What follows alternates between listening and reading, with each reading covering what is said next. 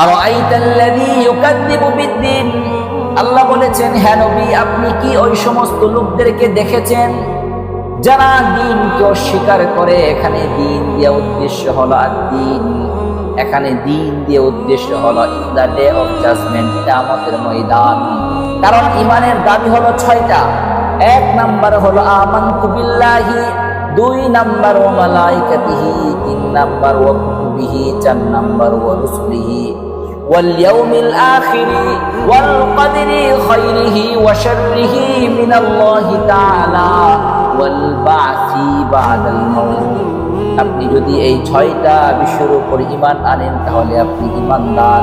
আর যদি এই 6টা বিষয়ের উপর আপনি ঈমান আনতে না পারেন তাহলে আপনি পাক্কা ঈমানদার হতে পারবেন না। ঈমানদার হওয়ার জন্য আপনাকে এই 6টা বিষয়ের উপর ঈমান আনতে হবে, অথবা আপনি ঈমানদার হতে পারবেন